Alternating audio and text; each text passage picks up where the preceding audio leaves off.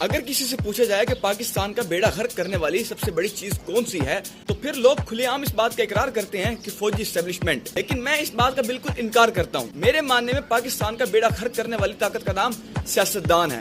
صرف اور صرف سیاستدان. جب بھی ہم کسی سیاستدان سے اس کی غلط پالیسی، اس کے بلنڈر یا پھر اس کی غلطی پر اس سے سوال کرتے ہیں تو اس کا صرف ایک ہی جواب ہوتا ہے کہ اس سب کے پیچھے فوجی اسٹیبلشمنٹ ہے. کیونکہ وہ سیاستدان جانتا ہے خواہ وہ بیرون ملک کے دورے کر لے یا دارالحکومت میں ڈیرے ڈال لے، آنا تو اس کو اپنے حلقے میں اپنی عوام کے پاس ہی ہے. لہٰذا وہ سیاستدان اپنی کی گئی ساری غلطیوں کا ذمہ دار صرف ایک ہی چیز کو ٹھہراتا ہے، فوجی اسٹیبلشمنٹ. سیاستدان اس بات کو اچھی طریقے سے جانتا ہے کہ اس تک ایک عام شہری کی رسائی بالکل آسان ہے، لیکن چیف آف آرمی اسٹاف یا D G I S I کی رسائی اس عام شہری تک کیسے پاسبل ہے؟ نہ وہ ڈی جی آئی ایس آئی کو روک سکتا ہے، نہ وہ چیف آف آرمی اسٹاف سے سوال پوچھ سکتا ہے. سوال تو وہ صرف سیاستدان سے ہی پوچھ سکتے ہیں، بے شک وہ 5 سال کے بعد ہی کیوں نہ اپنے حلقے میں آئے. اگر فوج سیاست میں مبینہ مداخلت کرتی بھی ہے تو اس میں غلطی فوج کی نہیں ہے، اس میں غلطی سیاستدانوں کی ہے. بھارت ہمارے ساتھ ہی دنیا کے نقشے پہ ابھرا، لیکن آج تک بھارت کے اندر ایک بھی مارشل لا کیوں نہیں لگا اور پاکستان میں اتنے سارے مارشل لا کیوں لگ گئے؟ نہرو نے آتے ہی وہ ساری گیڑی پڑی رکاوٹیں کھڑی کر دی جو فوج کے ایوانوں میں آنے کا سبب بنتی ہیں. ان پاکستانی سیاستدانوں نے کیا کیا؟ کبھی کوئی سیاستدان کسی کے گلے پڑ رہا ہے،